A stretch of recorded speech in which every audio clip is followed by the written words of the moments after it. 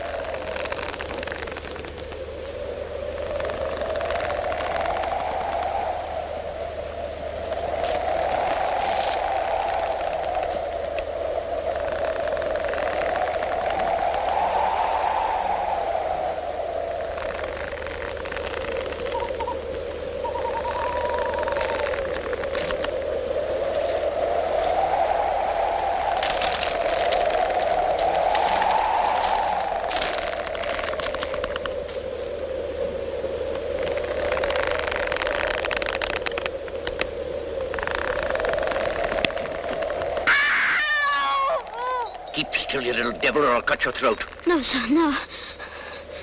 Tell us your name. Quick. Pip. Pip, sir. Sir. Show us where you live. Point out the place. There, sir. There. Oh. Oh. Oh. Oh. Oh.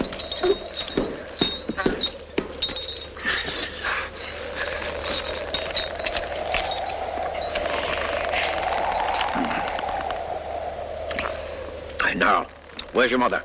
There, sir. No, sir. There, sir. Also Georgiana. That's my mother. Ah. And is that your father along with your mother? Yes, sir. Him too. Late of this parish. Ah. And who do you live with? Supposing you're kindly let to live, which I ain't made up my mind about yet. With my sister, sir. Mrs. Joe Gargery. Wife of Joe Gargery, the blacksmith. Blacksmith, eh?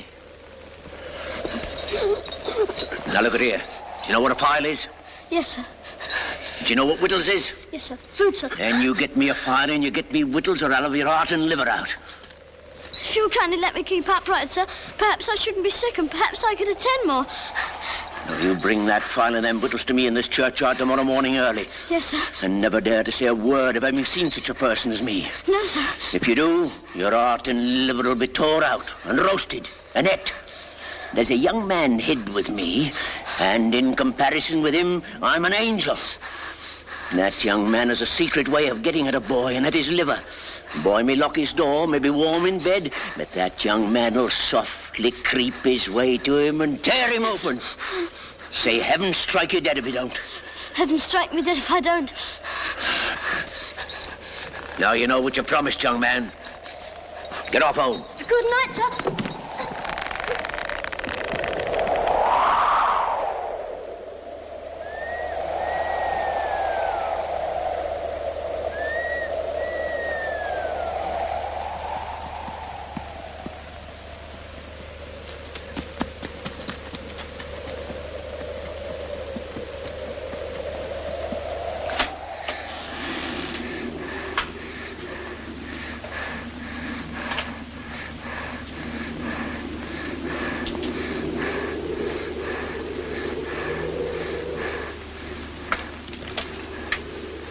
Hello, Joe. Mrs. Joe's been out a dozen times looking for you, Pip. She's out again now, making it a baker's dozen. She? And what's worse, she's got Tickler with her, Pip. She got up, she made a grab at Tickler, and she rampaged out, Pip. She rampaged out. She's a-coming. Get behind the door, old chap, and get the towel betwixt you. you young...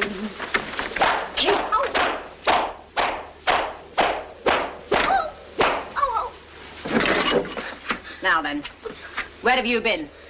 I've only been to the churchyard. Churchyard, indeed. You'd have been in the churchyard long ago if it hadn't been for me, and stayed there. It's bad enough being a blacksmith's wife without having to be a second mother to you. Churchyard, indeed. You'll be having me in the churchyard one of these days, keeping me on the rampage with my poor art. Get to the table. Both of you.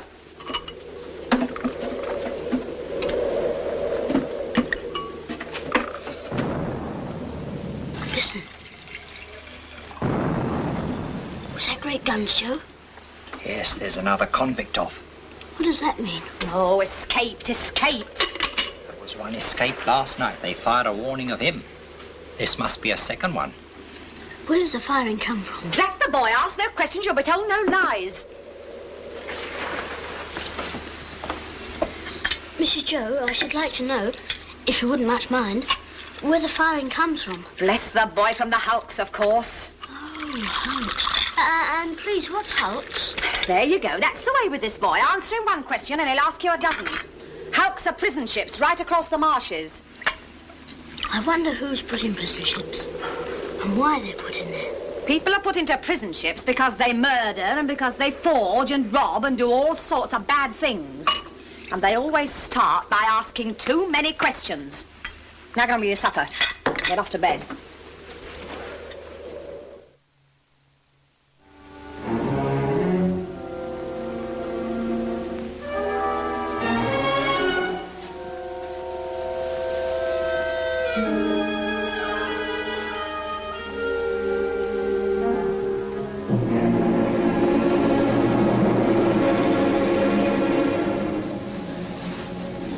May be warm in bed. He may pull the clothes over his head, but that young man will softly creep his way to him and tear him open. No.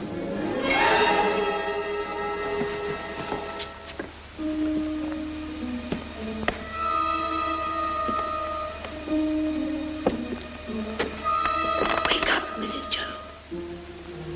Wake up.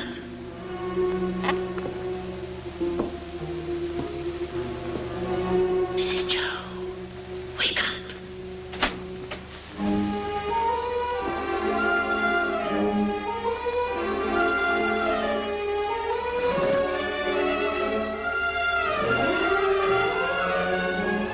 You're a thief, Pip.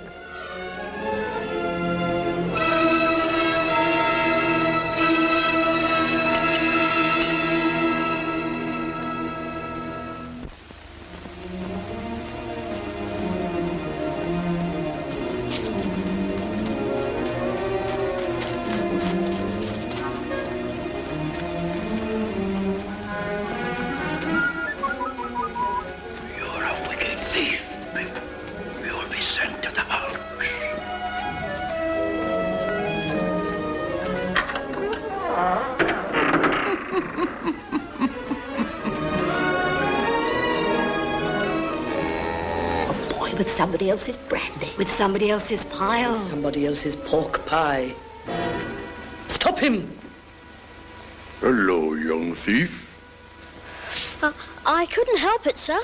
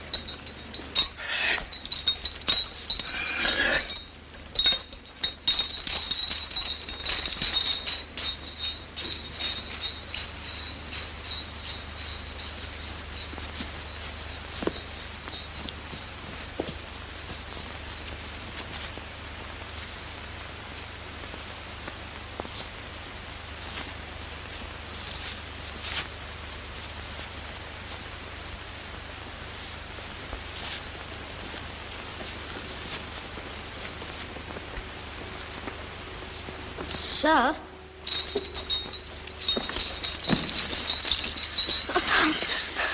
You brought no one with you?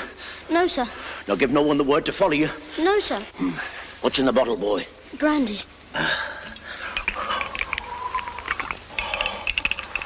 I think you've got the ague, sir. Oh, I'm much of your opinion, boy.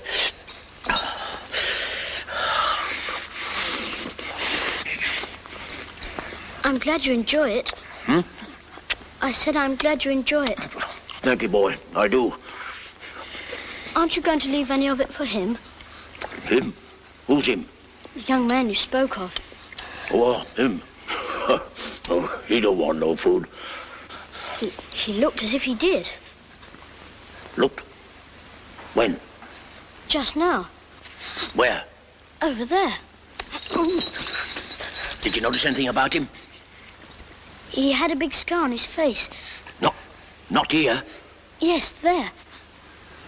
Give us hold of that file, boy.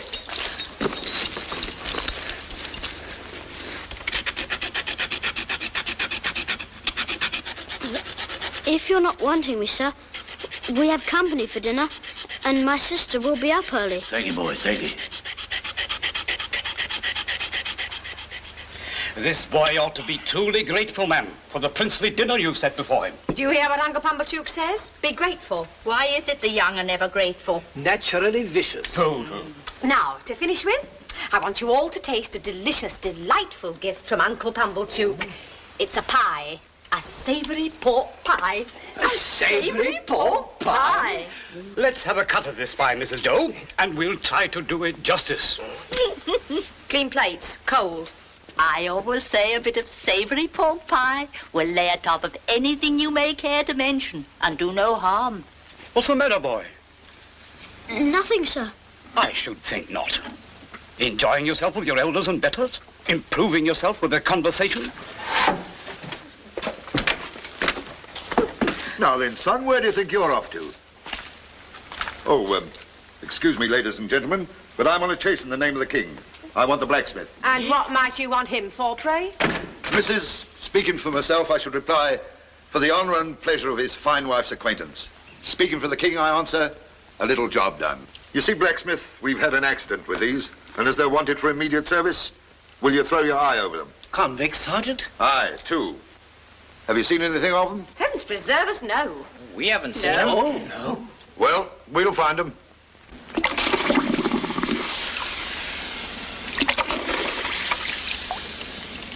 Platoon, fall in. Platoon, prepare, shoulder up. Left hand. Platoon, march.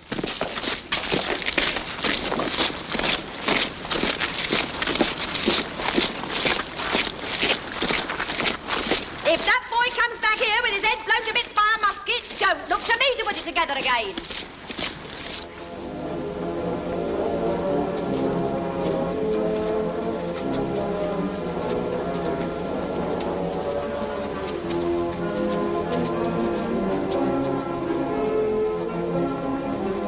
I hope we don't find them, Joe.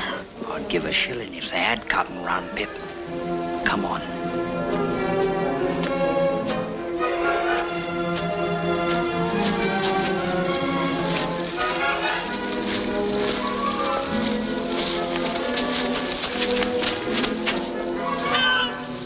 Convicts escaping! Come on! Help! This way! Help! Convicts escaping! This way!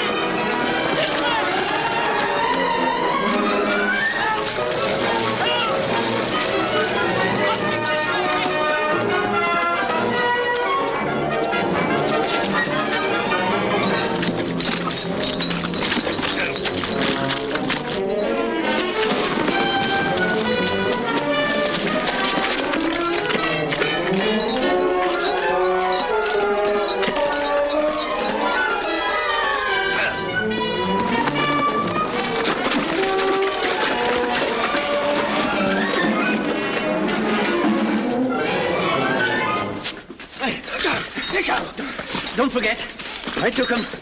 I give him up to you. Don't forget that. He tried to murder me. Me tried to murder him. I kept him from getting off these marshes. I could have got clear. Then I discovered he was here. I let him go free to make a fool of me again. Let me go. Let me go. Make ready. Present. Fire!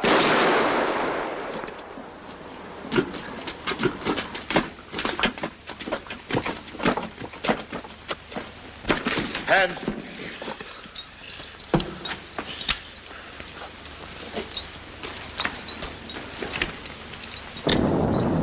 You're expected on board. Come on. Light those torches. Get aboard, you. Torch, man.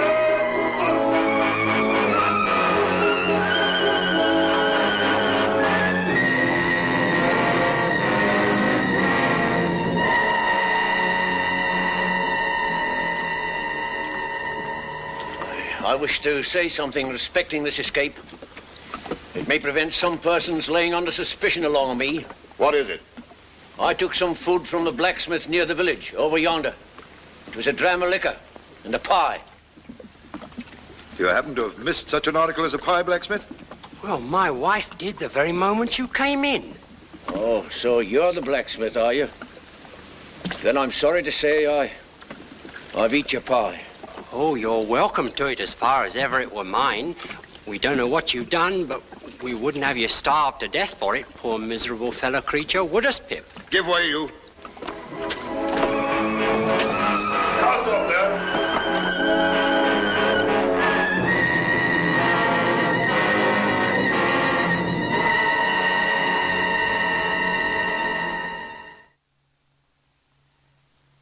It was a year later.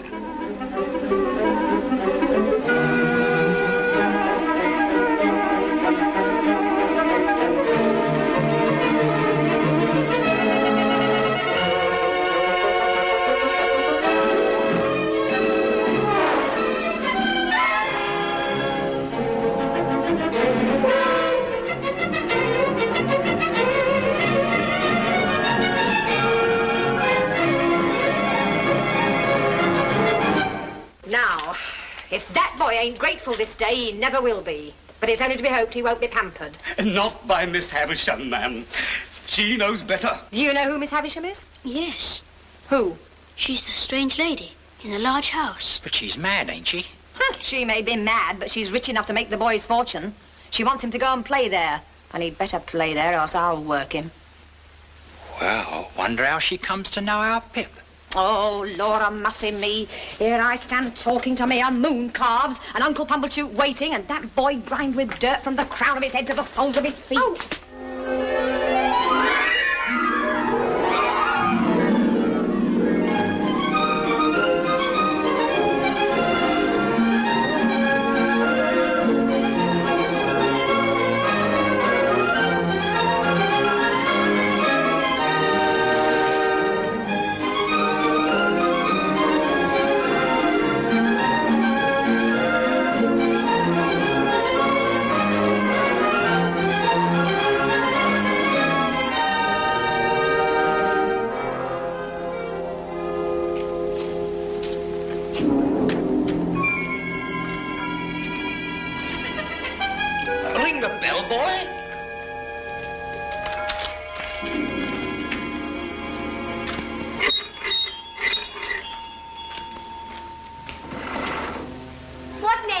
Pumblechook. Quite right.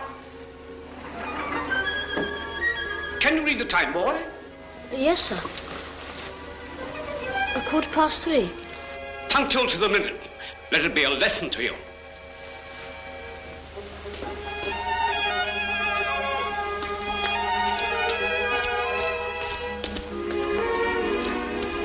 This is Pip. So this is Pip, is it? Come in, Pip. Oh, do you wish to see Miss Havisham?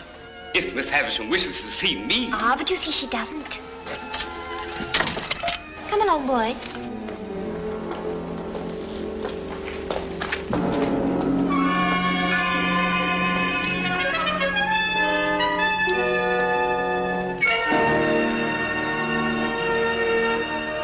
clock stop, miss? It should say 3:15. Don't loiter, boy.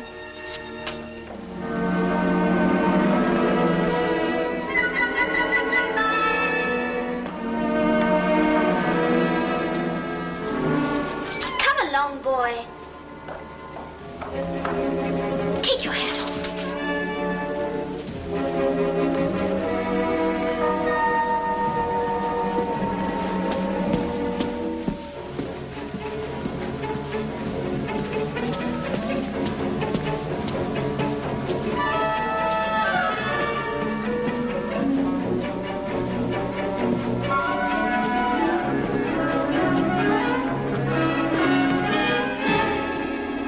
This door, boy. After you, miss. Don't be silly. I'm not going in.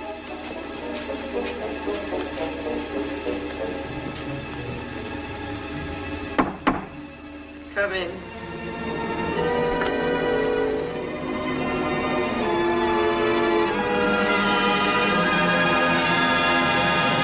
Who is it? Pip, ma'am. Pip. Mr. Pumblechook's boy. Come to play. Come nearer. Let me look at you.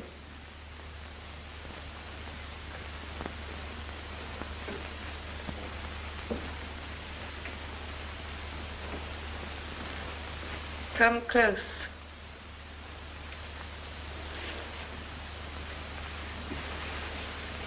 Look at me.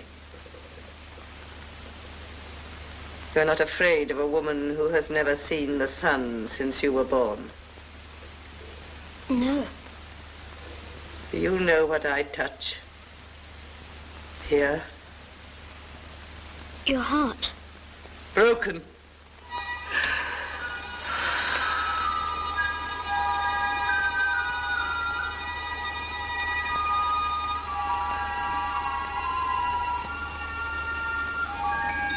I sometimes have sick fancies. And I have a fancy I should like to see someone play. Play. Play. Estella, come here.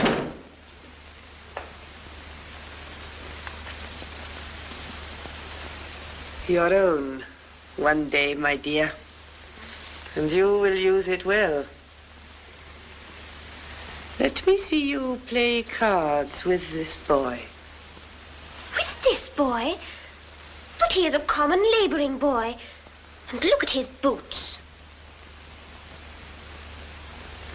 Well, you can break his heart. What do you play, boy? Only beggar my neighbour, miss. Beggar him. 4 for the ace. 1 for a jack. He calls the knaves jacks, this boy. And what coarse hands he has. You stupid, clumsy, laboring boy. She says many hard things of you, but you say nothing of her. What do you think of her? I don't like to say. Tell me in my ear. I think she's very proud. Anything else? I think she's very pretty. Anything else? I think she's very insulting. Anything else? I think I should like to go home now. And never see her again, though she is so pretty. I'm not sure that I wouldn't like to see her again, but I think I'd like to go home now. You shall go home soon. Play the game out. Wait here, boy.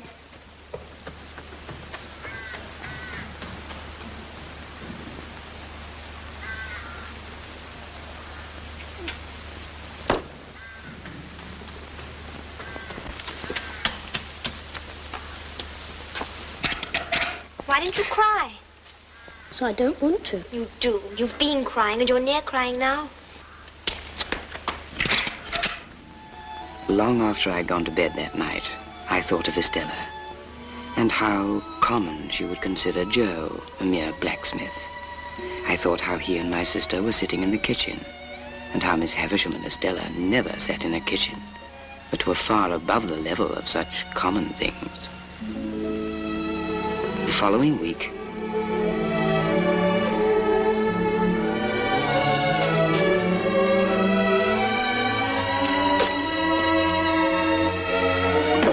Would come this way today, boy.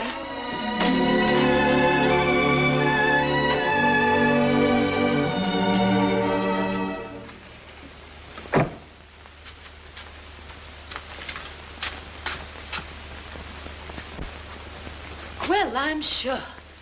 What next? The idea. Well? Well, miss? Am I pretty? Yes, I think you're very pretty. Am I insulting? No, not so much so as you were last time. Not so much so. No. There, take that, you coarse little monster. What do you think of me now? I shan't tell you. Because you're going to tell upstairs, is that it? No, it's not it. Why don't you cry again, you little wretch? I'll never cry for you again.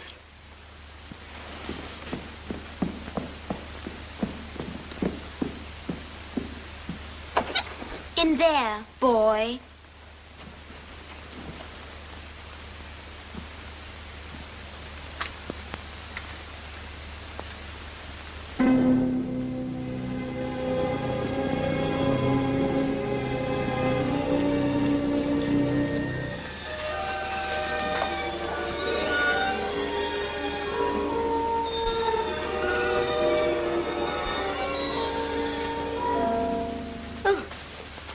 So the days have worn away, have they?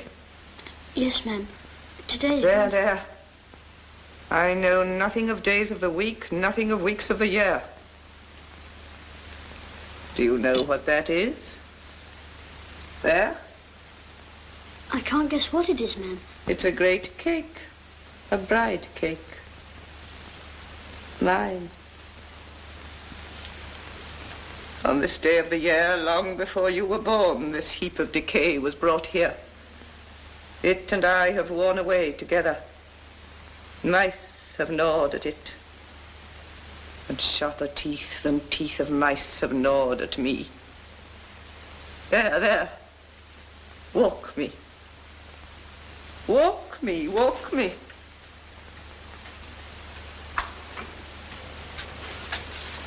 Dear Miss Havisham. Good morning. Good morning, Mrs. Havisham. How well you look. I do not look well, Sarah Pocket. I'm yellow skin and bone. Those Pip are my relations, the Pockets. They are very particularly interested in my health. So once a year, on my birthday, I summon them to visit me. Many. There. Pip, my dear, run into the garden and play. Estella will tell you when to come back. Yes, ma'am.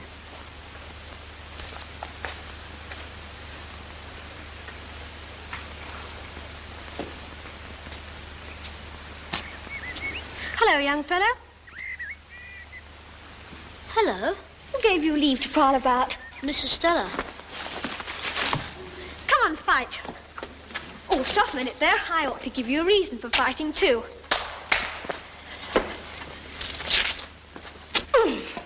There it is. Come on.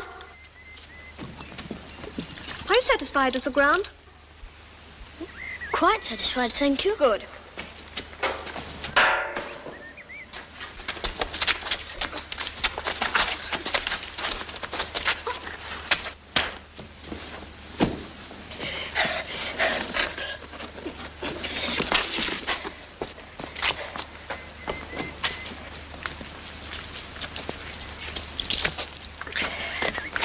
Ready? Ready?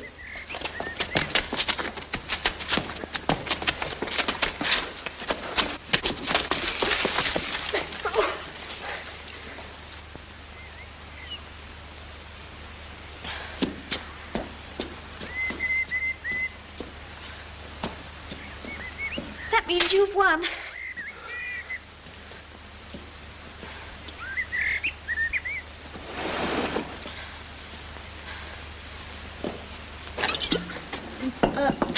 Can I help you? No, thank you. I'm quite all right. Good afternoon, then. Same to you. Boy! Boy!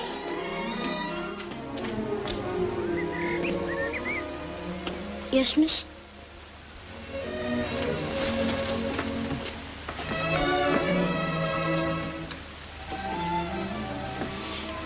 You may kiss me if you like. Now you ought to go home.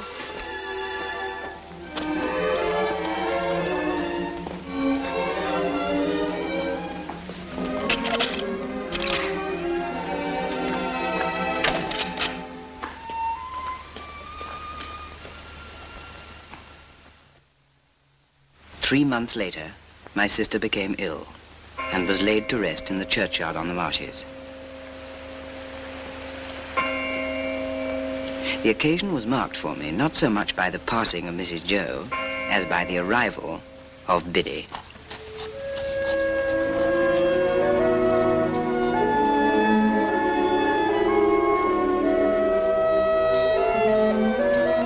Very soon she became a trusted friend to both of us and a blessing to the household. Biddy, I want you to help me. Don't I help you, Pip? Oh, yes. You help me a lot with my letters and figures. But this is a secret. Oh? What is it? Biddy. Yes? Biddy, I want to be a gentleman. A gentleman? Oh, I wouldn't if I was you, Pip. I don't think it would answer. Biddy, I have a particular reason for wanting to be a gentleman. Well, you know best, Pip, but don't you think you're happy as you are? I'm not happy as I am. I'm coarse and common. Coarse and common, are you, Pip? Who said so? Beautiful young lady at Miss Havisham's. And I want to be a gentleman on her account.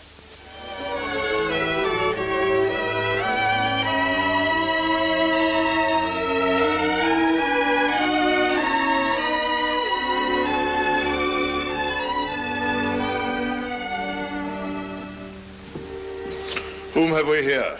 A boy. Boy of the neighborhood, eh? Yes, sir. How do you come here? Miss Havisham sent for me, sir. Well, behave yourself. I have a pretty large experience of boys, and you're a bad lot of fellows. Now, mind you behave yourself. Yes, sir. Take this in there, boy. Yes, miss. From this moment, I entered upon the regular occupation of pushing Miss Havisham in her chair. As we began to be more used to one another, Miss Havisham talked more to me and asked me such questions as what I'd learnt and what I was going to be. Estella was always there and always let me in and out, but never told me I might kiss her again. Sometimes she would coldly tolerate me, and other times she told me energetically, I hate you. My admiration of her knew no bounds, and scarce a night went by without my falling asleep with the image of her pretty face before my eyes. One day,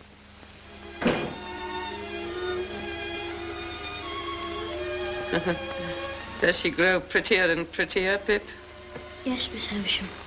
There, there. That's all till next time. Miss Havisham, I can't come next time. This is sad news, Pip. Why not? Tomorrow's my birthday, and I'm 14. Oh, and you start your apprenticeship with a blacksmith, do you not? Yes, Miss Havisham. Why so glum, Pip?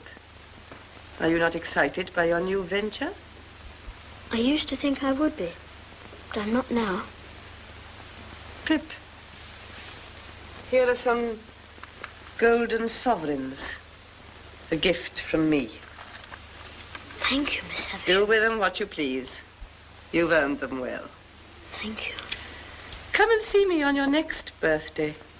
Yes, Miss Havisham. Estella, show him out. Goodbye, Miss Havisham.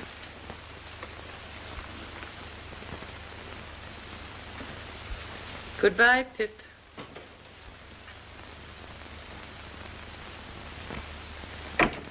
You'd better say goodbye to me, because I'm going away too. Going away? Yes. I'm going to France to be educated for a lady. To be educated for a lady? Yes. Well, aren't you sorry I'm going? Yes, Estella. I'm very sorry. I wish I knew when you were coming back. But I wish... What do you wish? I wish I could kiss you goodbye.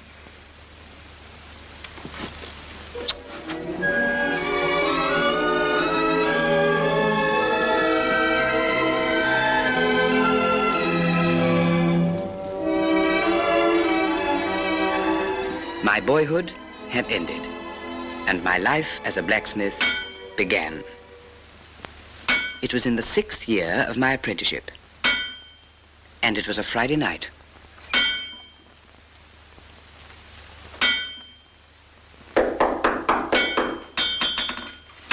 Are you the blacksmith by name Joseph or Joe Gargery? Yes, sir. Have you an apprentice commonly known as Pip? Is he here? I'm Pip, sir. Ah, so you are Pip. Yes, sir. My name is Jaggers. I'm a lawyer in London. I wish to have a private conference with you two. We'd better go into the house. Now, Joseph Gargery, I am the bearer of an offer to relieve you of this young fellow, your apprentice. You would not object to cancel his apprenticeship for his own good, at his own request? You would want nothing for so doing? Heaven forbid I should want anything for not standing in Pip's way. Very well, then. I come now to this young fellow. And my communication to him is that he has great expectations. I am instructed to communicate to him that he will come into a handsome property. Further, that it is the desire of the present possessor of that property that he shall be immediately removed from his present sphere of life and from this place and be brought up as befits a young gentleman of great expectations. Now, Mr. Pip, you are to understand first that it is at the request of the person from whom I take my instructions that you always bear the name of Pip. If you have any objection, now's the time to mention it. I have no objection. I should think not, indeed. Secondly, Mr. Pip, you are to understand that the name of the person who is your liberal benefactor is to remain a profound secret until that person chooses to reveal it. If you have any suspicion whom that person might be, keep that suspicion within your own breast. If you have any objection, now is the time to mention it. Speak out. I have no objection. And now, Mr. Pip, kindly consider me your guardian. Thank you, sir. Oh, I tell you at once, I'm well paid for my services, otherwise I shouldn't render them. I have arranged for you to go to London in a week's time. You will need some new clothes. They should not be working clothes. 20 guineas. Well, Joseph Gargery, you look dumbfounded. I am. Then good night, Mr. Gargery.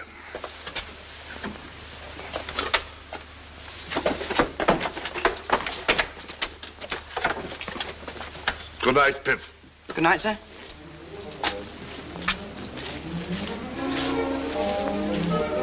Pip, a young gentleman of great expectations.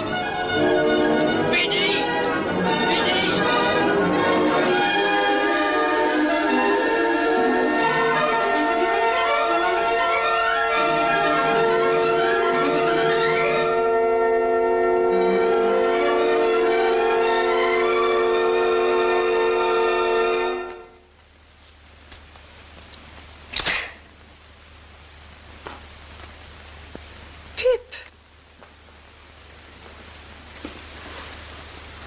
This is a very gay figure, Pip.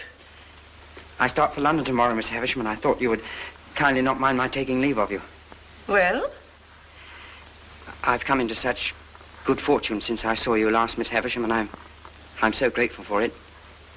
I've seen Mr. Jaggers, Pip. I've heard about it. So you go tomorrow? Yes, Miss Havisham.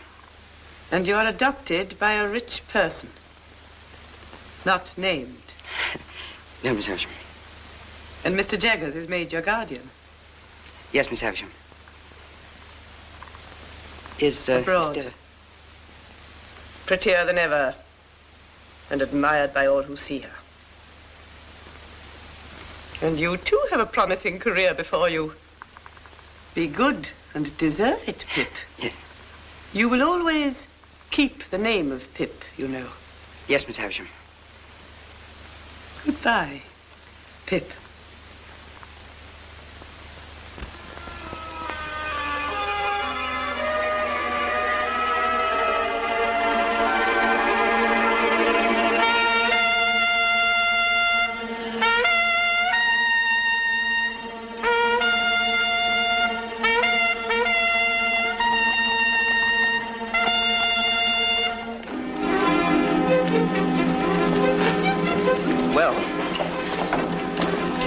Joe.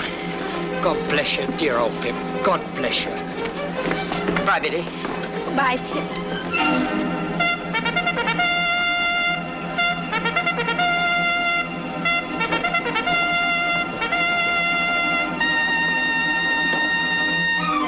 One day I'll come and see you in London, Pip. And then, what larks, eh?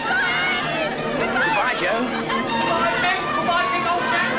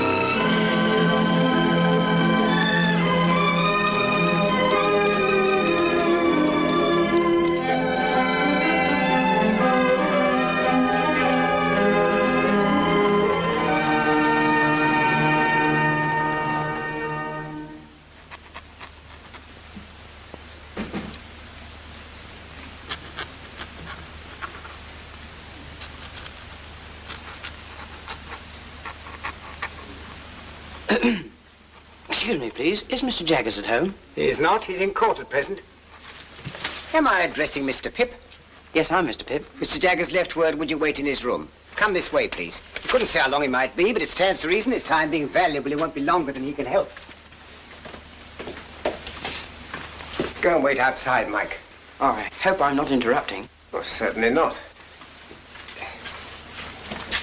Oi!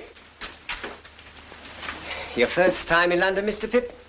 Yes, sir. I was new here once. Rum to think of it now. Whose likeness is that? That? Oh, this is our most famous client. Got us a world of credit. This chap murdered his master. Didn't plan it badly. Is it like him? Like him? It is him, you know. This cast was made in Newgate, directly after he was taken down.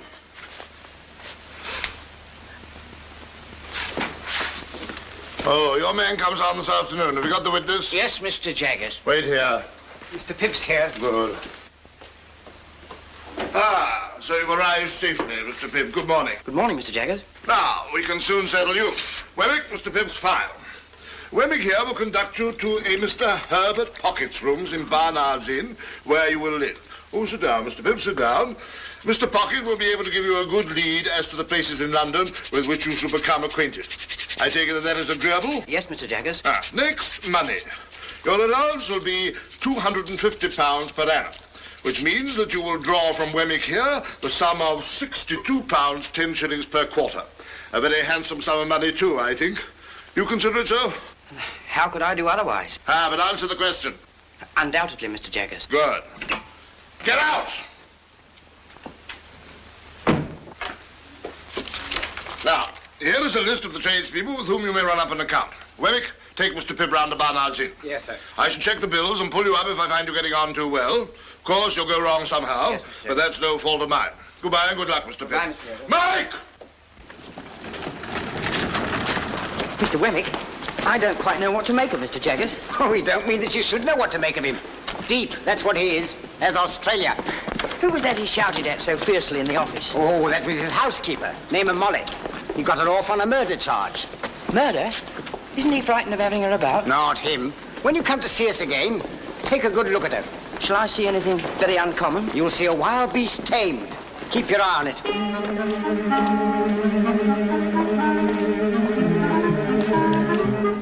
Here we are. Mr. Pocket's on the first floor. You don't want me anymore? No, thank you, Mr. Wemmick. As I keep the cash, we shall most likely meet pretty often. Oh, well. Very glad, I'm sure, to make your acquaintance. Good day. Good day, sir.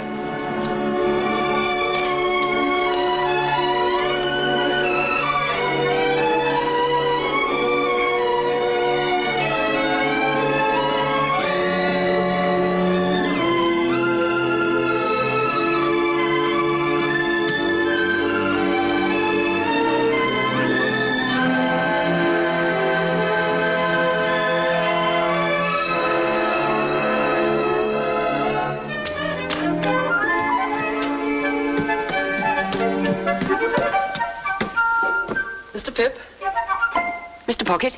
Oh, dear me, I'm extremely sorry.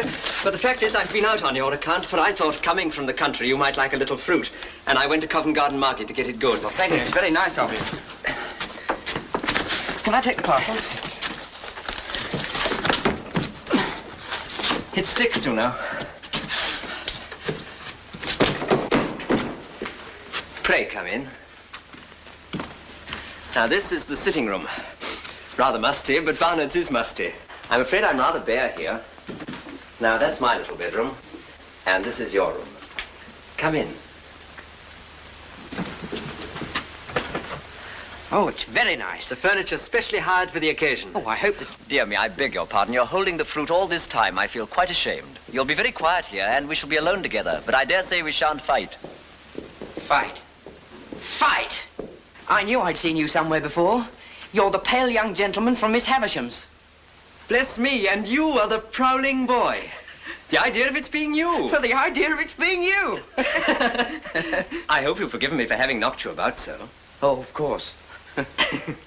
You hadn't come into your good fortune at that time, had you? No. I was rather on the lookout for a good fortune then. Indeed? If Miss Havisham had taken a liking to me, I suppose I should have been provided for. But perhaps even I should have been engaged to Estella.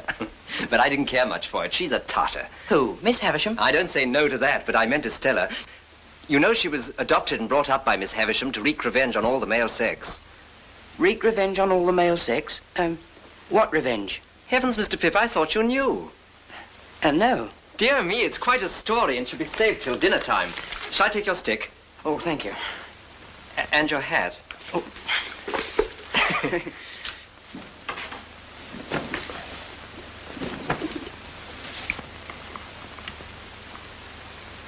Herbert. Yes, my dear Pip. As I've been brought up a blacksmith, I'd take it as a great kindness if you'd give me a hint when I go wrong in my manners. With pleasure, though. I should guess you'd need very few hints. Thank you very much. Now, please tell me more of Miss Havisham. Ah, yes, Miss Havisham. But let me introduce the topic by pointing out that in London it's not the custom to put the knife in the mouth, for fear of accidents. It's scarcely worth mentioning, only it's as well to do as other people do. Oh, I must apologize. Thank you at very all, much. I'm sure. Now, Miss Havisham was an heiress, and as you may well suppose, was looked upon as a great match. Well, one day there appeared upon the scene a certain man. I never saw him, for this was 25 years ago. He pursued her closely and professed to be devoted to her, and there's no doubt that she fell passionately in love with him, which brings me to the cruel part of the story. Merely breaking off to remark, my dear Pip, that it's not usually considered necessary to fill the mouth to its utmost capacity. Oh, very sorry, I was so interested. Not at all, I'm sure. The marriage day was arranged, the wedding dresses were bought, the wedding guests were invited. The day came, but not the bridegroom. He wrote a letter. Which she received when she was dressing for her marriage at 20 minutes to 9. Exactly.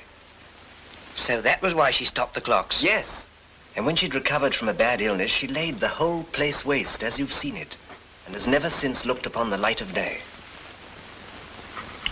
Herbert, you said that Estella was not related to Miss Havisham, but only adopted.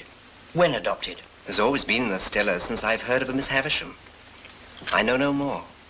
So, Pip, all I know of Miss Havisham, you know. Well, let's change to brighter prospects. Let's drink to London. And a very happy future. To London. And a very happy future. 2,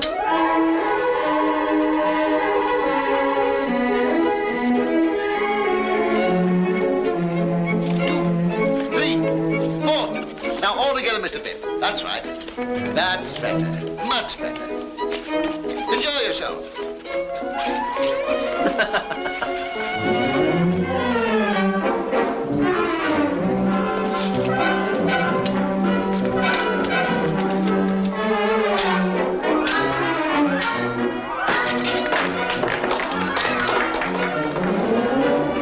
Ready? Ready.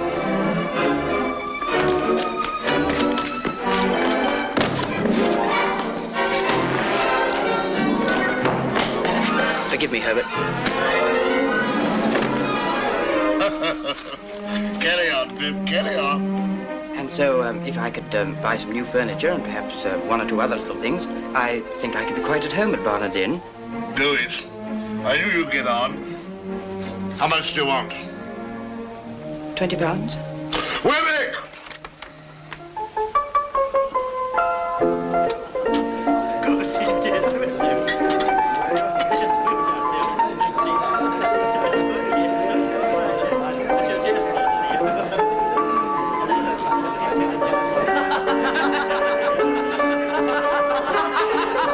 Well, Pip, I should say you were at home.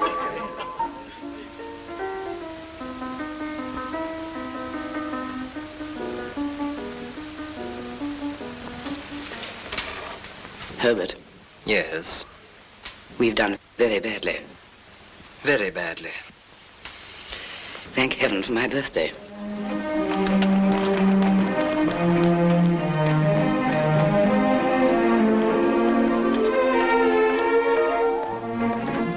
Good morning, Mr. Pip. Morning. Good morning, Mr. Pip. Good morning. Congratulations, Mr. Pip. Thank you, Mr. Wemmick. Come in. Mr. Pip, sir. Come in. 21, eh, Pip? I must call you Mr. Pip today.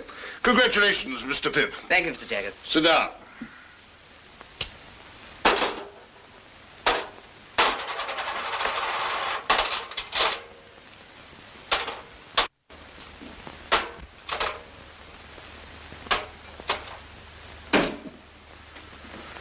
Now, my young friend, I'm going to have a word with you. If you please, sir. What do you suppose you are living at the rate of? At the rate of, Mr. Jaggers? The rate of. I'm afraid I'm unable to answer. I thought so. Now, I've asked you a question, my friend. Have you anything to ask me? Oh, well, of course it would be a great relief to ask you several questions, Mr. Jaggers, if it were not forbidden. Ask one. Is my benefactor to be made known to me today? No. Ask another. Well, I was just wondering if I had anything to receive. I thought we should come to that. Wemmick! Mr. Pip, you have been spending pretty freely of late, and you're in debt, of course. I'm afraid I must say yes, sir. You know you must say yes, don't you? Yes, sir. Wemmick, hand Mr. Pip that piece of paper. Now, unfold it and tell me what it is.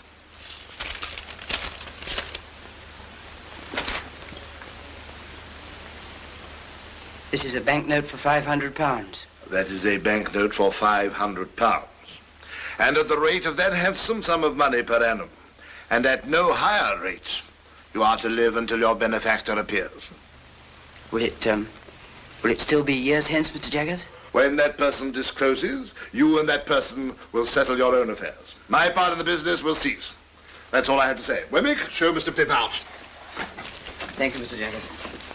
My dear Mr. Pip, Mr. Gargery is going to London and would be glad if you are agreeable to be allowed to see you. He will call Tuesday morning at 9 o'clock. We talk of you in the kitchen every night and wonder what you are saying and doing. No more, dear Mr. Pip, from your ever obliged and affectionate servant, Biddy. As I watched Joe that Tuesday morning, dressed grotesquely in a new suit, let me confess that if I could have kept him away by paying money, I certainly would have paid money. In trying to become a gentleman, I had succeeded in becoming a snob.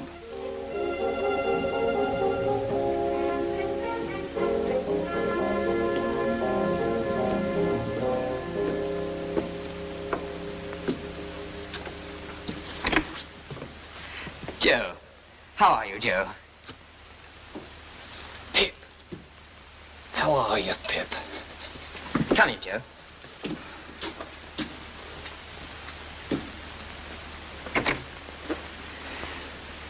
Well, Joe, I am glad to see you. Pip, dear old chap, you've growed and you've swelled, and you gentlefolk has to be sure you're an honour to your king and country. And you, Joe, look wonderfully well. Give me your hat.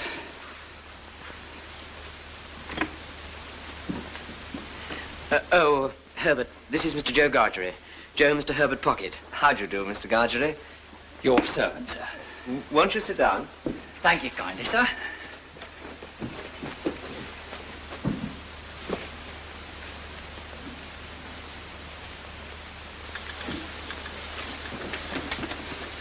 Will you take tea or coffee, Mr. Gargery? Oh, thank you kindly, sir. I'll take whichever is most agreeable to yourself. What do you say to coffee? Thank you kindly, sir. Since you are so good as to make choice of coffee, I'll not run contrary to your opinions. But don't you find that rather heating? Say tea, then.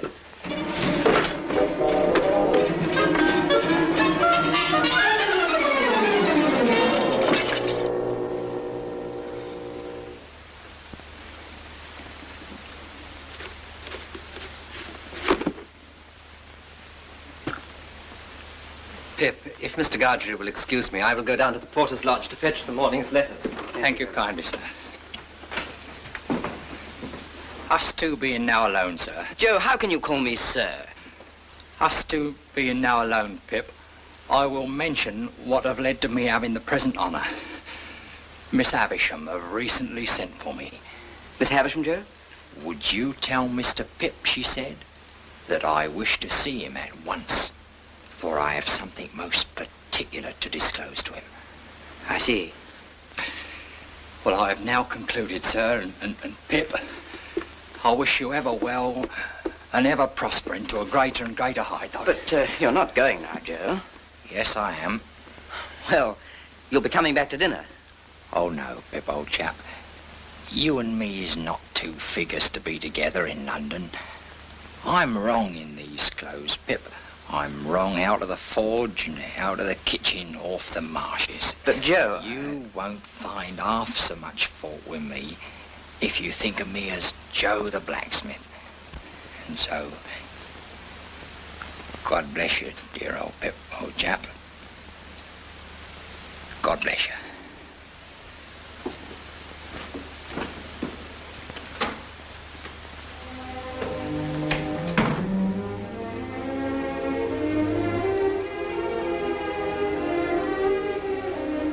All that day, Joe's simple dignity filled me with reproach. And next morning I began the journey to our town, knowing that I should sleep that night at the forge. But as the miles went by, I became less convinced of this and invented reasons and excuses for not doing so. Joe, Pip's here. Oh, we didn't expect you, Pip. Pip, your bed's not ready. We thought for certain you'd be staying in the town. You must stay in the town. Gentlemen, always stay at the Blue Boar. Blue Boar, Rochester! All other swindlers upon earth are nothing to the self-swindlers. And with such pretenses did I cheat myself. Surely a curious thing. Come in, Pip. How do you do? How do you do, Miss Havisham? You kiss my hand as if I were a queen. Well? I thought that you were so kind as to wish to see me, Miss Havisham. Well?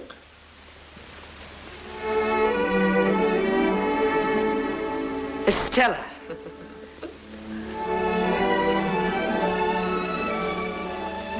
Well, Pip? Stella, this is an unexpected pleasure. I didn't think to find you here. You two must have a lot to say to each other. Go out into the garden, both of you, and walk and talk together. I must have been a strange little creature to hide and watch you fight that day. But I did, and I enjoyed it very much. You rewarded me very much. Did I? Don't you remember? I remember I entertained a great objection to your opponent. I took it ill that he should be brought here to pester me with his company. He and I are great friends now. Are you? I imagine that since your change of fortune, you have naturally changed your companions. Oh, yes, naturally. Do you remember the first time I came here? The time you made me cry? Did I? I don't remember. Not remember you made me cry? You meant nothing to me. Why should I remember? You must know, Pip, I have no heart. Perhaps that's why I have no memory. No one looking at you could believe that. Oh, I have a heart to be stabbed at or shot at, but you know what I mean. There's no sympathy there, no softness, no sentiment. If we're to be thrown much together, you had better believe that at once. I can't believe it, Estella. Very well. It's said at any rate. But remember how I've been brought up, and don't expect too much of me. Come, Pip. You shall not shed tears for my cruelty today. We'll go just once more round the garden and then go in. Miss Havisham will be expecting you at your old post. Is she beautiful? Graceful, well-grown? Do you admire her, Pip? Everyone must who sees her, Miss Havisham. She is going to London soon, and you shall meet her there. I shall be the happiest man in London, Miss Havisham. Love her. If she favors you, love her. If she tears your heart to pieces, love her. I adopted her to be loved. I developed her into... as punctual as ever, Jaggers. As punctual as ever. How do you do, Pip? And what are you doing here? Miss Havisham wished me to see Estella, Mr. Jaggers. Ah, a fine young lady. Shall I give you a ride, Miss Havisham? Once round. A very fine young lady, Pip.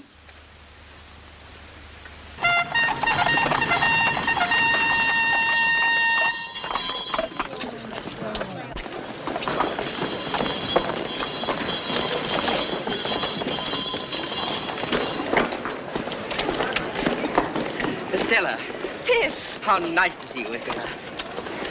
My lesson from Miss Havisham is this. There are two Richmonds, one in Surrey and one in Yorkshire. Mine is the Surrey Richmond. The distance is 10 miles. I am to have a carriage and you're to take me there. Here is my purse. No, no. No, you must take it. We are not free to follow our own devices, you and I. The carriage is ordered for half an hour from now, and tea is ordered to while away that half hour. Does that please milady? The tea will please her greatly. Why are you going to Richmond, Estella? I'm going to live at a great expense with a lady there who has the power, or says she has, of taking me about and introducing me and showing people to me and showing me to people. You'll have a gay time and be much admired. You must look forward to that, Estella. It's part of Miss Havisham's plan for me, Pip. I shan't take any great pleasure in events which I don't shape, but I shall be beautiful, and I shall be gay, I shall be obedient, and I shall write regularly of my gaiety. Will you always be part of Miss Havisham's plan, Estella? And do you thrive with Mr. Pocket, Pip? Yes, indeed. We've left Barnard's Inn and moved to the Temple. Oh? I live quite pleasantly there. At least. At least? As pleasantly as I could anywhere. Away from you.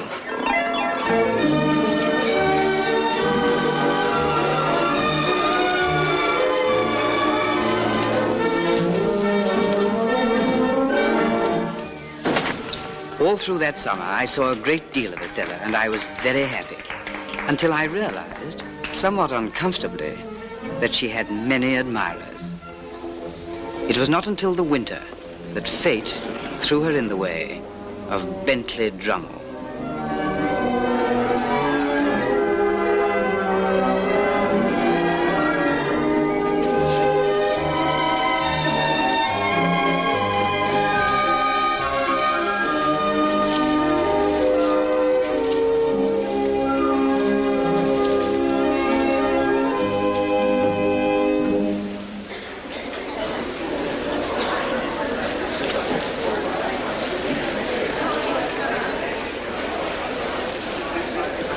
tired, Estella?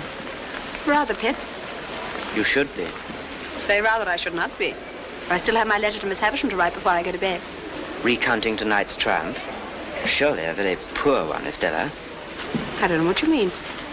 I didn't know there'd been any. My lords, ladies, and gentlemen. This is our dance, Estella. Pray take your places for the next dance.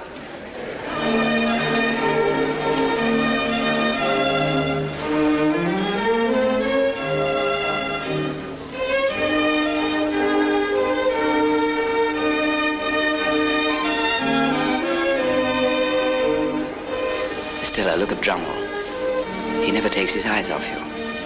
Why should I look at him? Is there anything in Drummle I need to look at? That's what I want to ask you. He's been hovering about you for weeks. Moths and all sorts of ugly creatures hover about a lighted candle. Can the candle help it? My lords, ladies, and gentlemen, pray take your partners for the Spanish polka.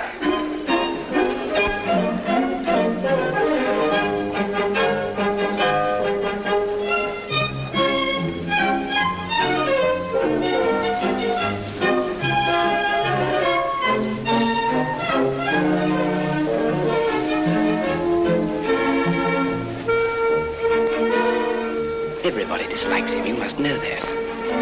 There's nothing to recommend him but money and the ridiculous role of addle-headed ancestors. It makes me wretched to see you encourage him. Does it?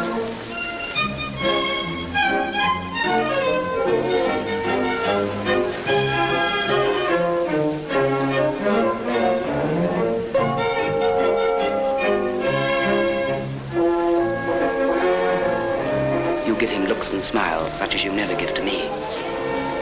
Do you want me then to deceive and entrap you? Do you deceive and entrap him, Estella? Yes, and many others. All of them but you.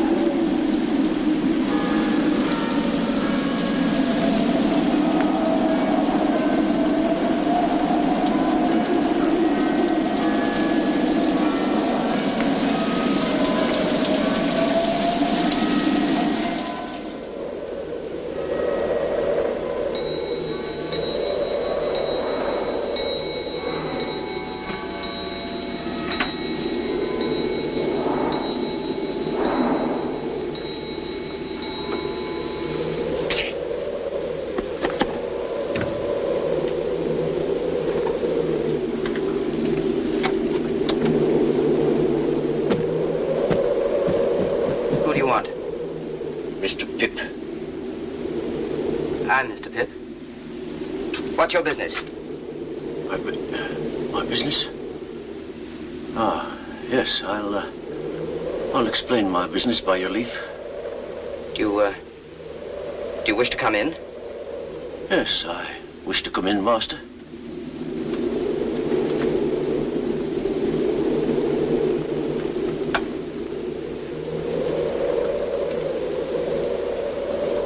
Now perhaps you will explain your visit.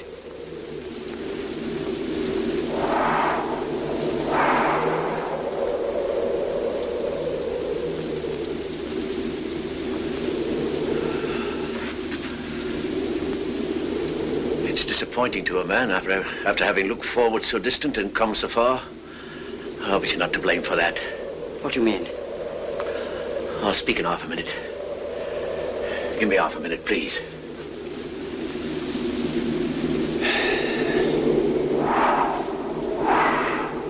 There's no one nigh, is there? Why do you ask that question? You're a gayman. I'm glad you growed up a gayman. Now I know who you are. The churchyard. The churchyard on the marshes. You're the convict I gave the food to. You acted nobly, my boy. Noble, Pip, and I've never forgot it. If you're grateful to me for what I did when I was a child and you've come to thank me for it, there's no need.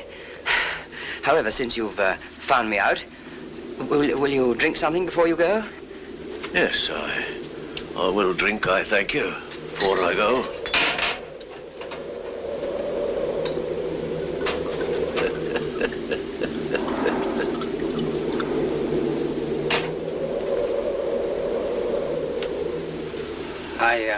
I hope you won't think that I spoke harshly to you just now. I had no intention of doing it, and I'm very sorry for it if I did.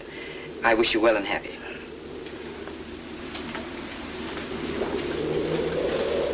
How have you been living? I've been a sheep farmer, away in the New World, in New South Wales. I hope you've done well. I've done wonderful well. I'm famous for it. Oh, I'm very glad to hear it. I hope to hear you say so, dear boy. But you've done well too, eh? Yes, I've done quite well.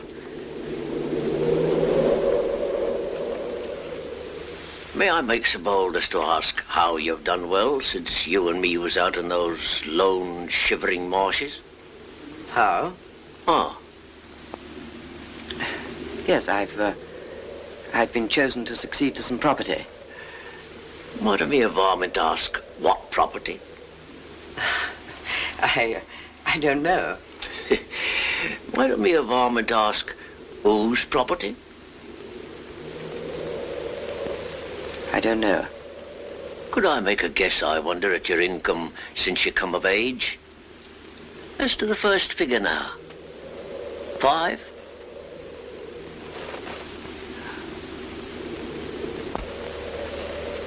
Concerning a guardian. There ought to be a guardian or such like when you were a minor. Some lawyer, maybe. As to the first letter of that lawyer's name now. Would it be J? As the employer of that lawyer whose name began with J and might be Jaggers, I wrote from Portsmouth to a person in London for particulars of your address. That person's name? Why, Wemmick.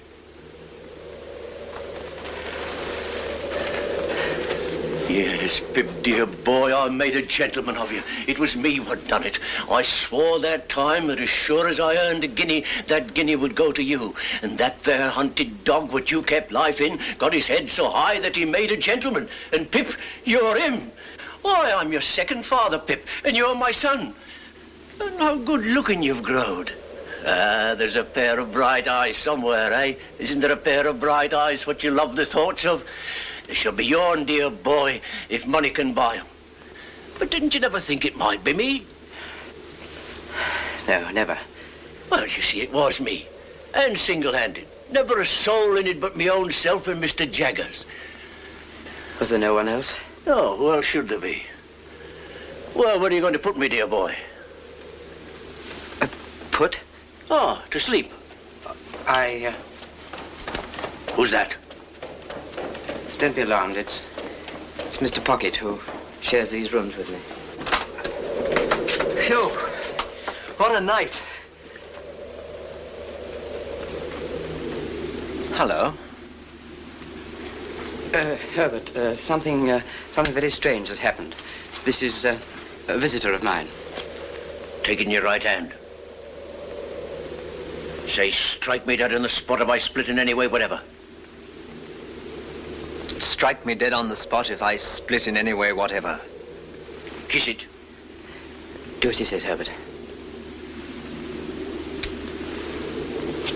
Now, you're an oath.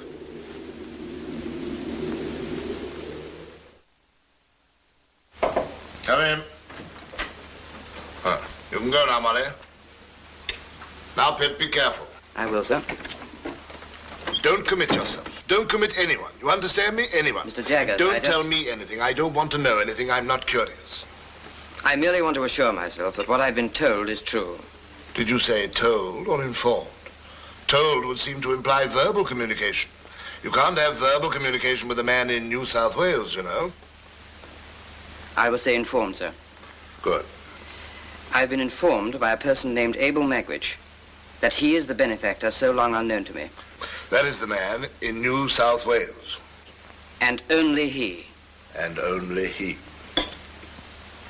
I'm not so unreasonable, sir, as to hold you at all responsible for my mistakes and wrong conclusions.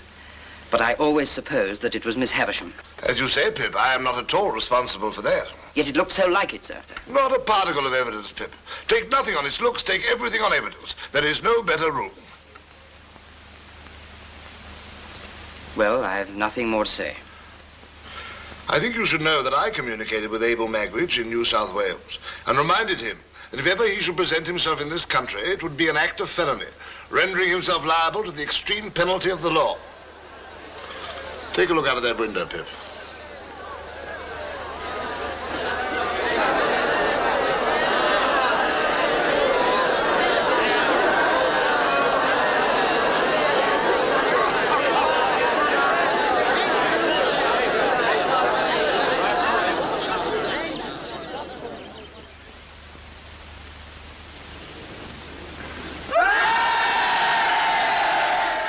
That sort of thing happens every day.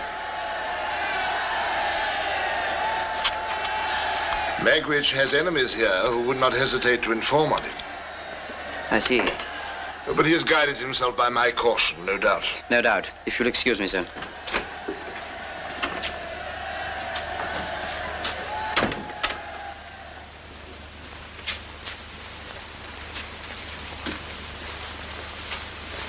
There's no other alternative.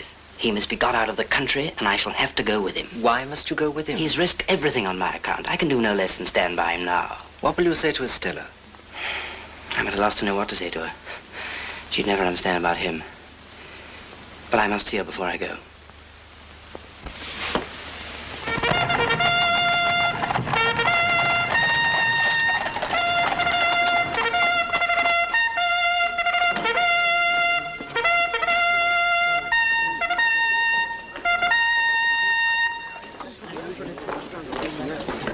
Just come down?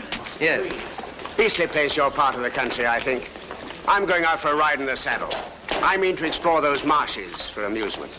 Out of the way villages there, they tell me. Curious little public houses and smithies and that. Mr. Drummond, I didn't seek this conversation, and I don't find it a very agreeable one. I'm sure you don't.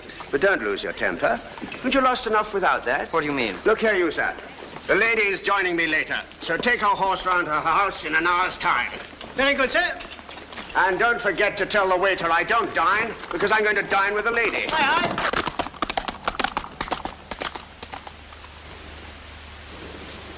aye. Come in. What wind blows you here, Pip?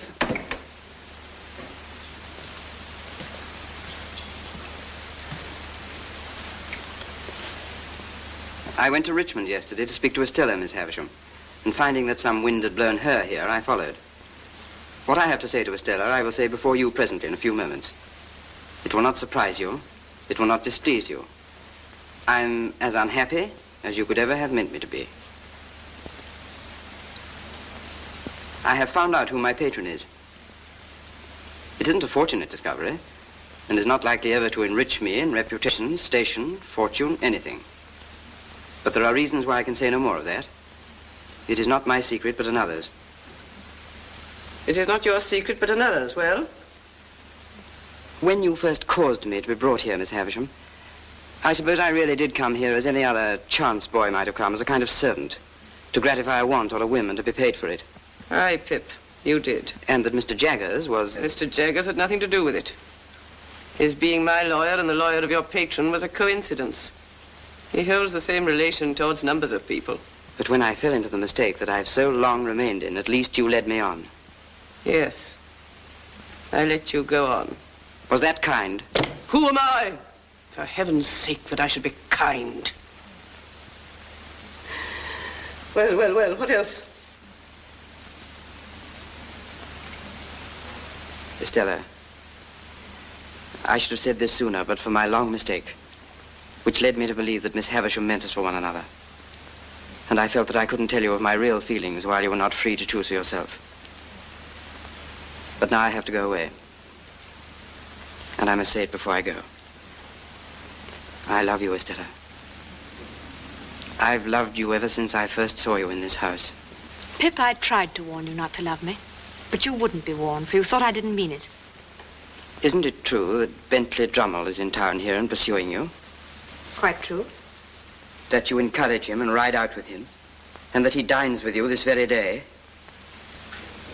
Quite true. How can you fling yourself at such a man? Should I rather fling myself at you, Pip, who would sense at once that I bring nothing to you? But you cannot love him, Estella. What have I always told you? Do you still think, in spite of it, that I don't mean what I say?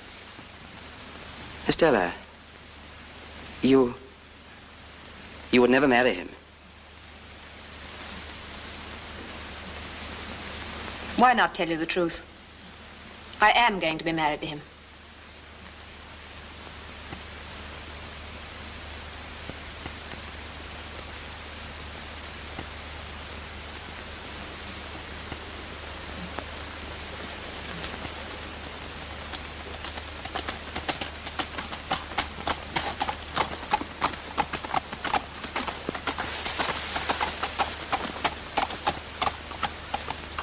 Come, Pip. Don't be afraid of my being a blessing to him. I shall not be that. Here is my hand. Let us part on this. You'll get me out of your thoughts in a week.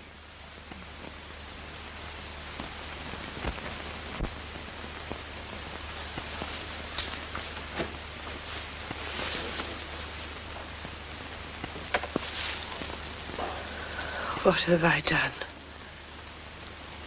What have I done?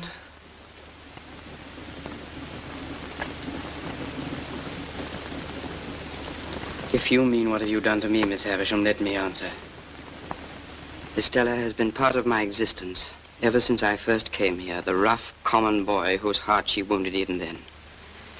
She has been the embodiment of every graceful fancy that my mind has ever known. To the last hour of my life, she cannot choose but remain part of my character. Part of the little good in me, part of the evil.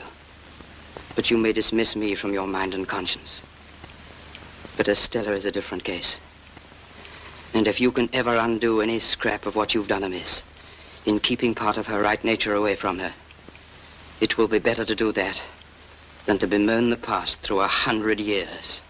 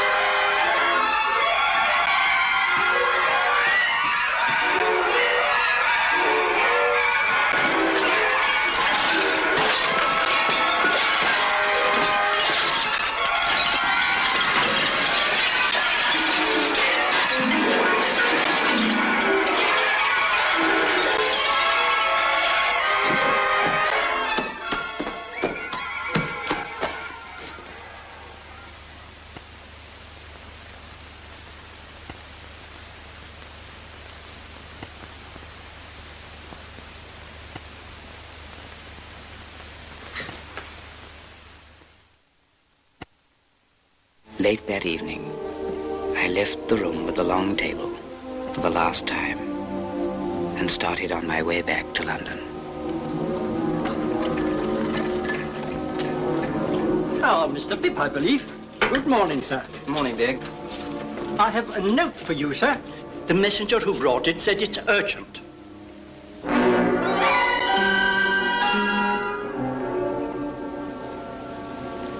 Get me a cab off the stand, Big. Yes, sir. Morning, Wimmick. What's the trouble? So you got my note, then? Yes, I came straight here. Why, what have you done to your hands? Oh, it's nothing. I got them burned, Mr. Wimmick. I'm very anxious. Everything's taken care of, Mr. Pip. But pray come in. You don't object to an aged parent, I hope? Oh, no, I should be delighted. This is Mr. Pip, aged P, and I wish you could hear his name. Give him a nod, Mr. Pip. That's what he likes. You made acquaintance with my son at his office, I expect. Yes. Nod away at him, if you please, like winking. Yes. Yes. I hear that my son is a wonderful hand at his business, sir. Yes. You're as proud of me as Punch, ain't you, Aged P? There's a nod for you. There's another one for you. Yes, yes. Now, Mr. Pip and I have business to discuss. Oh, yeah. Come and sit down. I want to offer an apology, for he isn't capable of many pleasures. Just tip him a nod now and then when he looks off his paper, and he'll be as happy as a king. Pleasure, Mr. Wemmick, and I'm sure that you'll appreciate that I'm most anxious to know what's happened. Of course. Now, I heard by chance yesterday morning that an old enemy of a certain convict, whose name we needn't mention, yes, had got wind of his being in England. So I went to the temple and found Mr. Herbert. And I told him that if he was aware of any such person, whose name we needn't mention, being about your chambers, that he'd better get him out of the way. I also heard that you had been watched. That I'd been watched? Yes. And might be watched again. So he'd better get him out of the way while you were out of the way. I see. He would be greatly puzzled what to do. He was. But we've now removed him to a house overlooking the river, down Limehouse way. I should like to join them at once. If you take my advice, Mr. Pip, you'll wait till after dark. By which time, you see, we can have those hands attended to.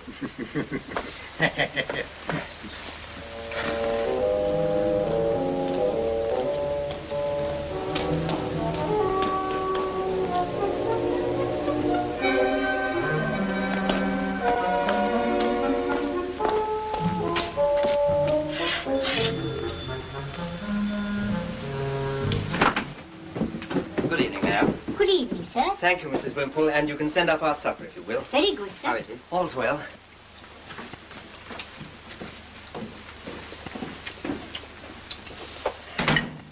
I'm a heavy grubber, dear boy. Always was. Are you sure that you can rely on Wemmick's judgment and sources of information? Aye, Wemmick knows. He spoke to me of a particular enemy of yours. Do you know who that might be? Aye, that was the man you saw fighting with me on the marshes, the man with the scar. He turned informer on me then to save his own skin, and he'd do it again to see me hanged. But no sneaking rat like him's going to make me leave, my boy. Well, if you're worried about that, there's no need. I'm coming with you. No. You're a gay one. What a gay one my boys turned out to be, eh? The following day, I sent Herbert to make some inquiries. He found that the packet boat for the continent left Gravesend Pier at high tide every Thursday. I set myself to hire a boat. It was soon done. I couldn't get rid of the notion of being watched, and how many undesigning persons I suspected of watching me, it would be hard to calculate. I began to go out as for training and practice, sometimes alone, sometimes with Herbert. We were out in all weathers, and became, as was our intention, familiar figures on the river. My burns were still very painful. We made it a practice that Herbert should embark from the place nearest to the house where our convict was hidden. As the hours of the tide changed, we took to going further downriver. There, on the marshes, we found a lone public house where we decided to stay on the night of our escape. And from a nearby buoy, we timed the passing of the packet boat.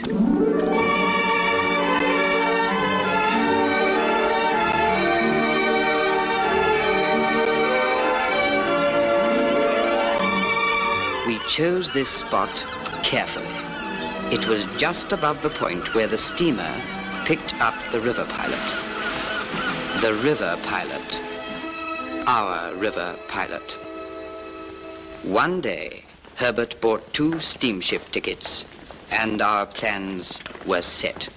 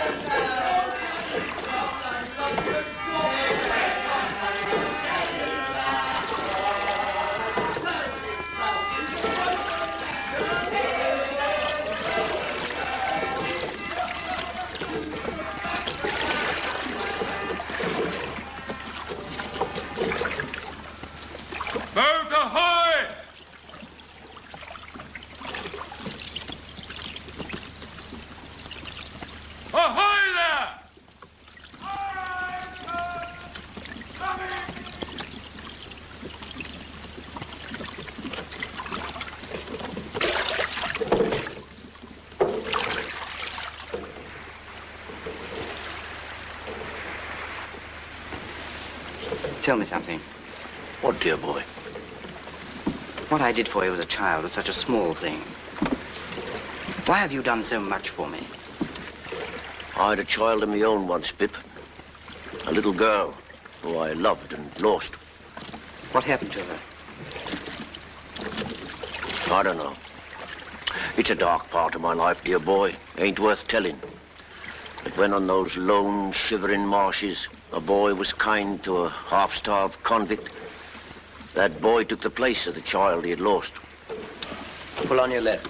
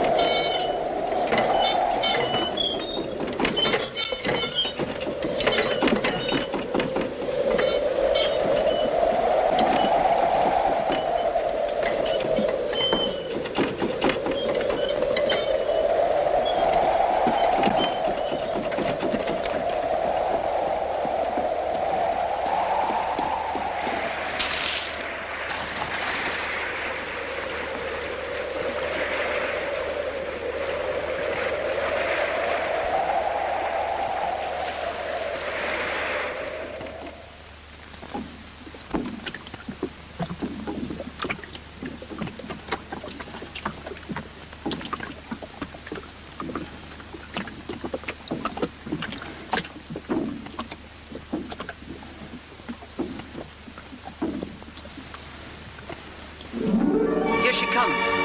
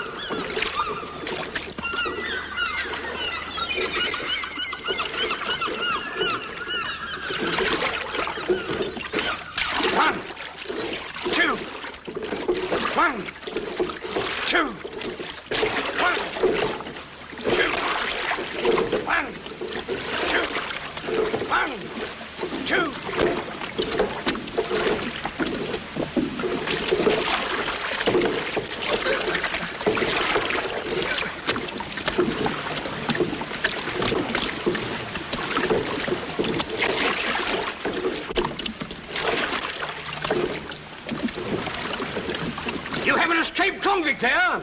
That's the man in the stern. I call upon him to surrender and you to assist.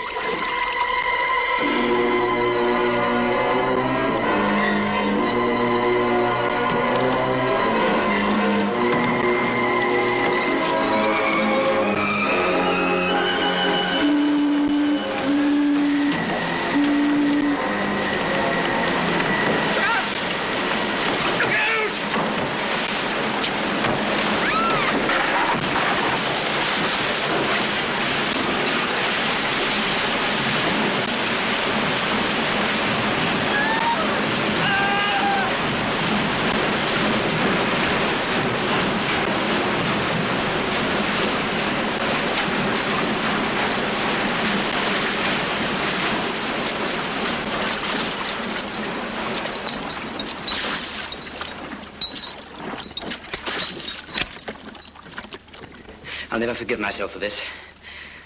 I'm all right, dear boy. I'm content to have seen my boy and to take my chance. Jaggers will help us. He'll get you off all right. Prisoners at the bar, it is now my duty to pronounce the sentence demanded by the law.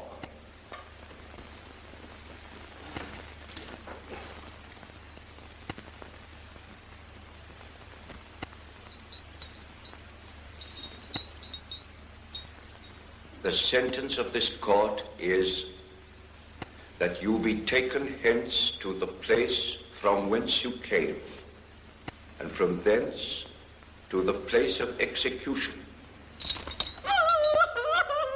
and that each of you there be hanged by the neck until you be dead. And may Almighty God have mercy on your souls. Are you absolutely certain there is nothing you can do to save him? Nothing. You realize, of course, that you no longer inherit his money. That will be claimed by the Crown. The money's no interest to me. If you had been a blood relation, it might have been different. You are not a blood relation, so it is not different. You mean, if he had a child, the money would go to the child? The money might go to the child. Mr. Jaggers, there was a child. So you think there was a child, do you? I know there was a child. And what's more, Mr. Jaggers, you know it. Sit down, Pip.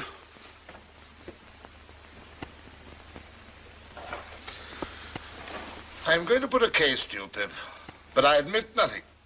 I understand. You admit nothing. Put the case that a woman is charged with murder. Put the case that this woman has a child whose father is a convict. I understand you perfectly. But that I make no admissions. But that you make no admissions. Now, Pip, put the case that this woman's legal advisor knows an eccentric and very rich lady who is anxious to adopt a little girl. Do you understand, Pip? I understand. But I can hardly believe. Ring that bell, Mr. Pip.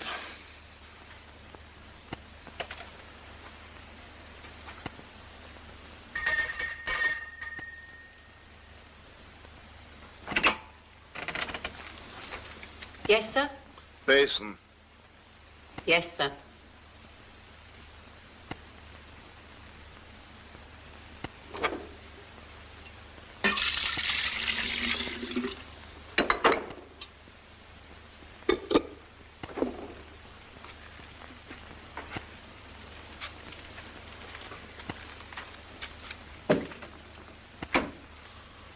Well, Pip?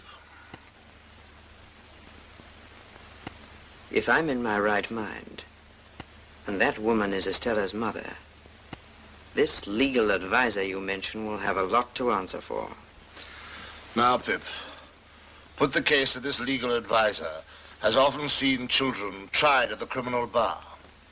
Put the case that he has known them to be habitually imprisoned, whipped, neglected, cast out, qualified in all ways for the hangman, and growing up to be hanged. Put the case that here was one pretty little child out of the heap that could be saved. Put that last case to yourself very carefully, Pip. I do, Mr. Jaggers. Did he do right? He did right. Good. Does Estella know? You mean, does the little girl know? Yes. No, she does not know. She must never be told. As to that, she has a claim to her father's property. The legal advisor must use his own judgment. Her father's condition is considerably worse. He has been moved to the prison infirmary.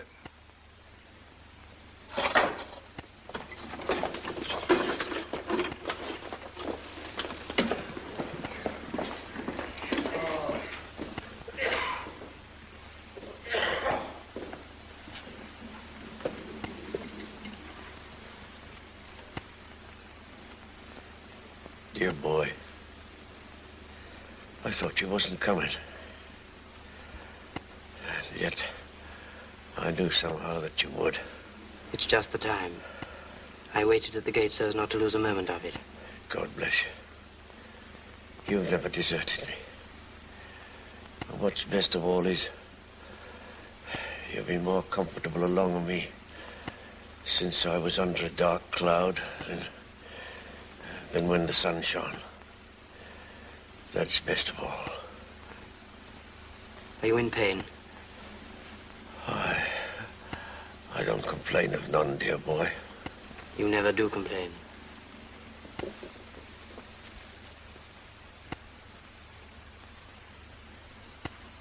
You better stay.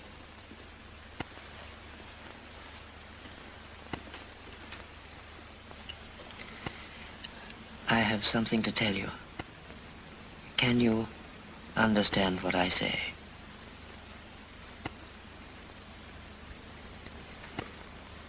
You had a child once, whom you loved and lost. She lived and found powerful friends.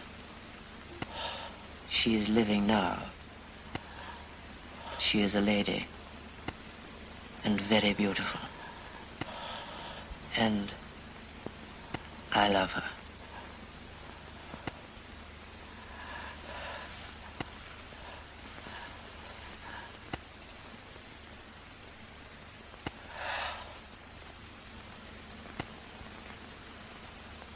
Oh, Lord, be merciful to him, a sinner.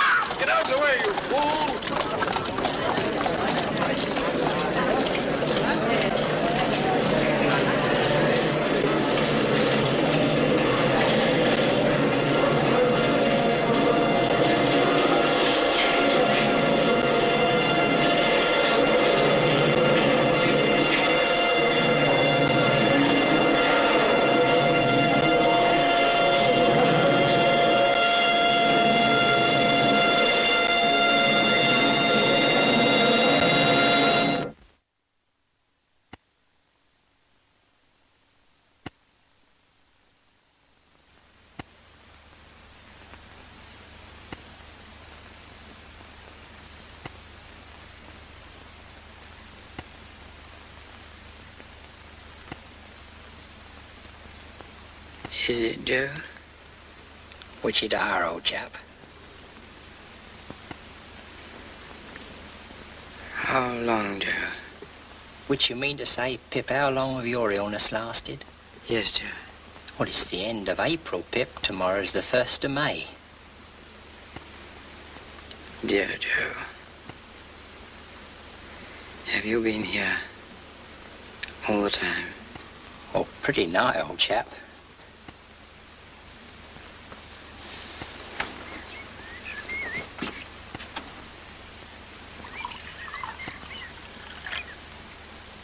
Joe, where am I? You're home. I brought you home, dear old Pip, old chap. Oh, Joe, you break my heart. Please don't be so good to me. Now, look here, old chap. Ever the best of friends. You'll soon be well enough to go out again. And then, oh, what larks!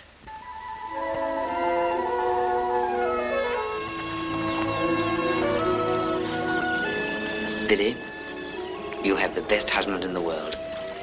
And Joe, you've the best wife in the world. Which I know, Pip, old chap, which I know.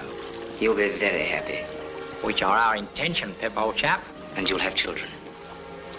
Which also are our intention, Pip, old chap. One day, Pip, you'll marry too. I don't think I shall, Biddy. Not now. Dear Pip, do you still fret for her? I think of her. But that poor dream, Biddy, has all gone by. All gone by. I knew as I said these words that I secretly intended to visit the old house that evening.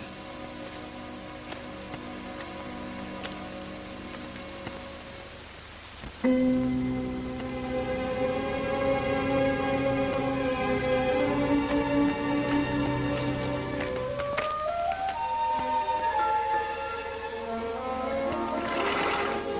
name? Humblechook. Quite right.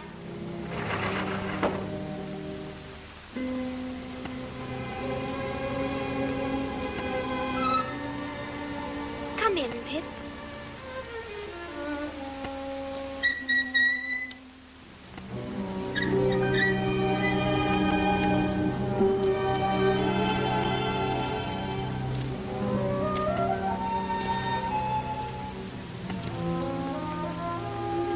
I know nothing of days of the week, nothing of weeks of the year. Don't loiter, boy.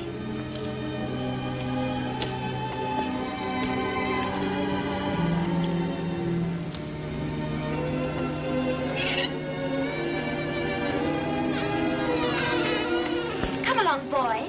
Take your hat off.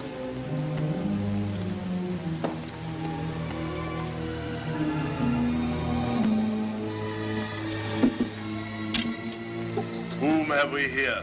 A boy. A boy of the neighborhood, eh? But he is a common laboring boy. You can break his heart. This door, boy.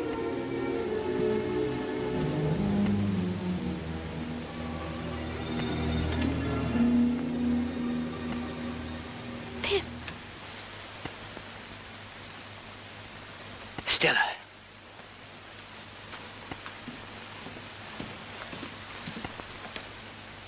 Stella, what are you doing here? I thought you were in Paris with your husband. I have no husband, Pip. Have you not heard? I've been ill, Stella. I've heard nothing. When Mr. Jaggers disclosed to Bentley Drummle my true parentage, he no longer wished to have me for a wife. Well, Pip, why don't you laugh? You've every right to. I've no wish to laugh, Stella. I'm truly sorry. You've no need to pity me. It has simplified my life. There's now no need to sell the house. It is mine, and I shall live here. I shall like it here, Pip. Away from the world and all its complications.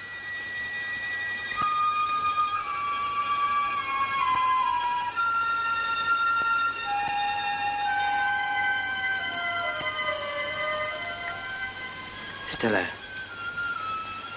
how long have you been here? I don't know. Stella, you must leave this house. It's a dead house. Nothing can live here. Leave it, Stella, I beg of you. What do you mean? This is the house where I grew up. It's part of me. It's my home. It's Miss Havisham's home. But she's gone, Stella, gone from this house, from you, from both of us. She is not gone. She is still here with me in this house, in this very room.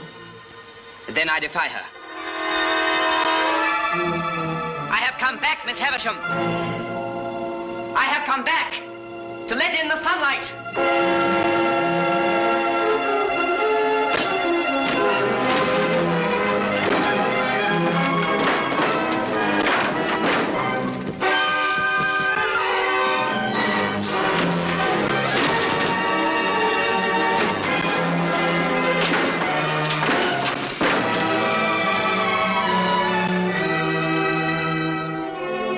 Look, Estella, look. Nothing but dust and decay.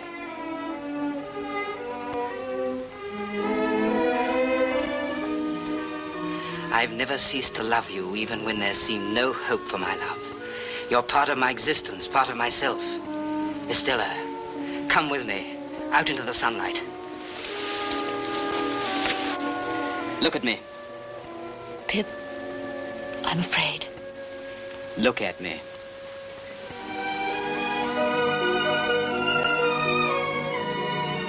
We belong to each other.